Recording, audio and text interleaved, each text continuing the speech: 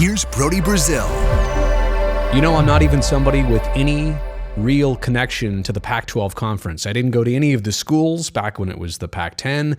I haven't really done much work professionally in 2 decades as a media person with any of the schools or athletes. I mean, outside of just here and there. But all that established, I am like super upset, frustrated, disheartened that the Pac-12 as a conference is breaking up. There's no two ways about it. This is not a transitional period. This is literally the end of a powerhouse college conference that's coming to a conclusion for a bunch of different reasons. There's not just one worst part about this. There's a number of them that I'll get into here with this video. And history alone is a bad part of this. 108 years of tradition. They called it the Conference of Champions, right? And just their longevity would breed a certain amount of winning and history and legacies, but all of that essentially gone within a few weeks. I say that, but really it's been gone now over the course of a couple years. Some bad decisions, some hints that something like this might happen, but the actual removal of teams, them going to different conferences across the country, that to me is the hard part to digest, that it just all unfolded here so quickly. And for the conference, honestly, you can talk about what schools they might add, what changes they could make. I don't see any survival. I don't see any comeback. I don't see any good options. And you talk about that next level of maybe smaller schools, like schools from the West Coast Conference, or like the Mountain West type conference, San Jose State, a Fresno State. None of that really works to what the Pac-12 or Pac anything needs to be. And it can't be just a Pac-4. And you've got the odd mix of Washington State, Oregon State, Stanford, and Cal, and that's it. I don't see how there's any survival here. Like, this thing is donezo. And the geographical rivalries that have now been destroyed. Oregon and Washington. I mean, really, Oregon State and Washington State.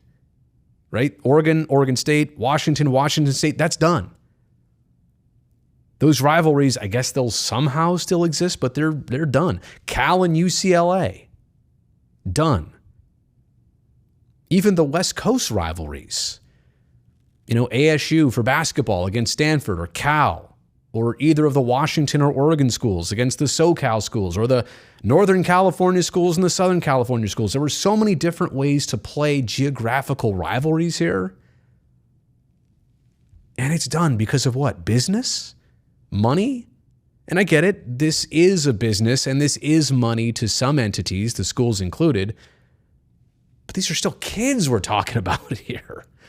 And these kids, these student athletes, which is hard to say now because they're more like athlete entrepreneurs, these students got bamboozled in their choices.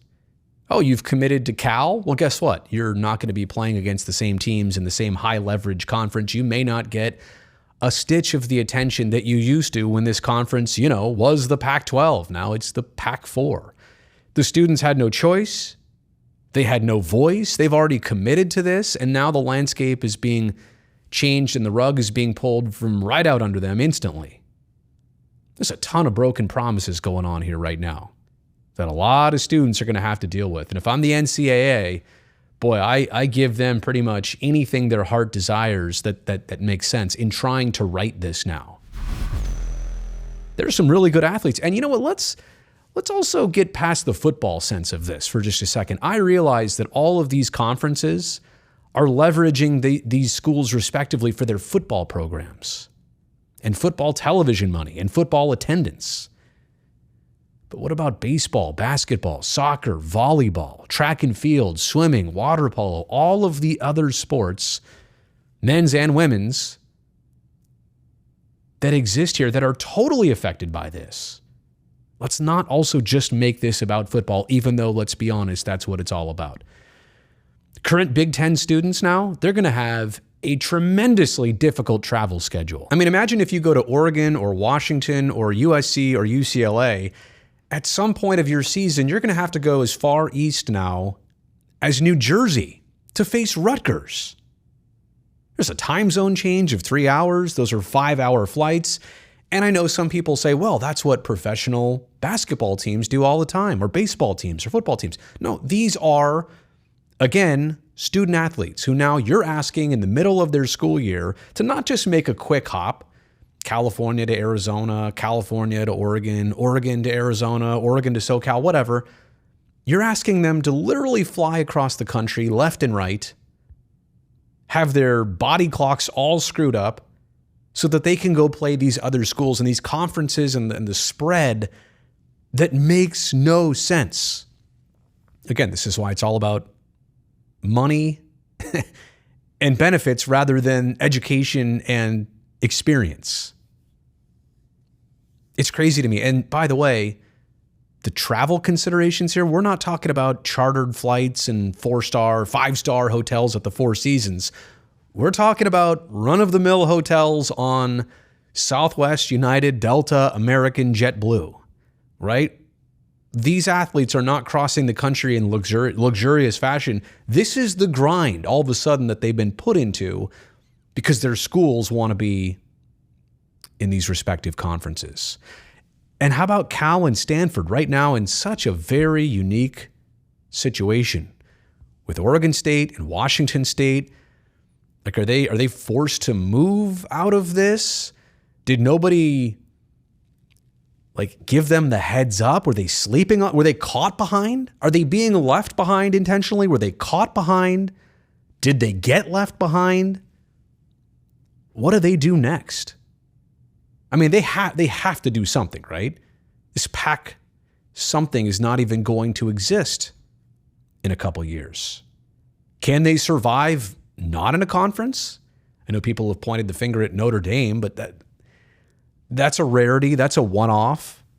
And Notre Dame's geographical location in South Bend, Indiana also plays a huge benefit that Cal and Stanford out here in California just do not have.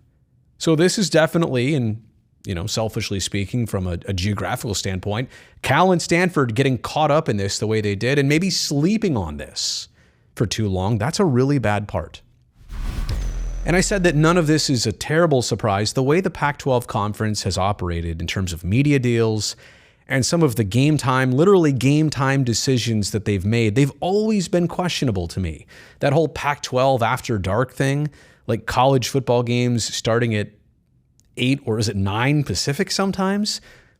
It's midnight on the East Coast. You have no ability to showcase your product or your student athletes. And let's be honest, sharing their accomplishments is a huge part of what you as a conference and school should be doing. You should kind of be advertising them. So to kind of always take the supporting role of, we'll as the Pac-12, we'll play that super late game that nobody's going to watch just so it'll get us on a network we want to be on. I don't think you can always,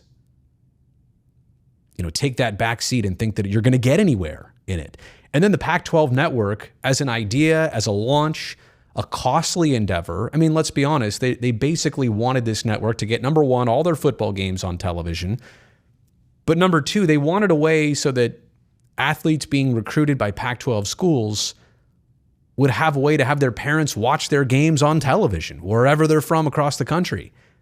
That's a costly endeavor to just show these athletes games to their parents. Like, how many other people outside of football games were watching a lot of these sports? Not a lot. And then there was the whole other problem that it was hard to get, and it is hard to get. I say was, maybe Pac-12 conference is a past tense pretty soon. Was hard to get the Pac-12 network. So no exposure, whether it was the late games or the network debacle.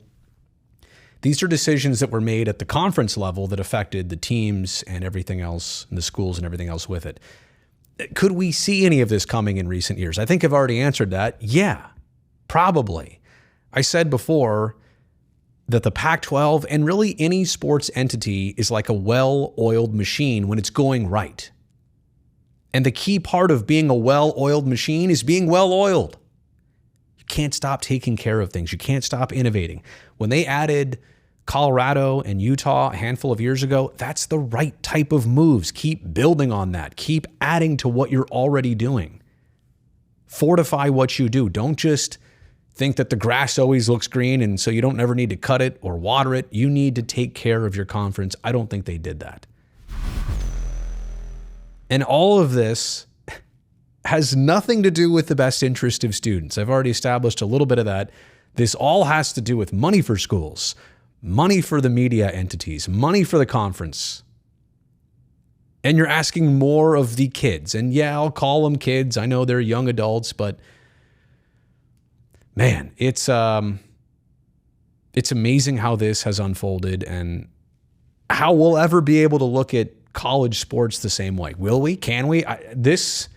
We've seen small changes before. One school here, two schools there. Okay, but then that's it. This is literally a major conference that takes up an entire coast dissolving.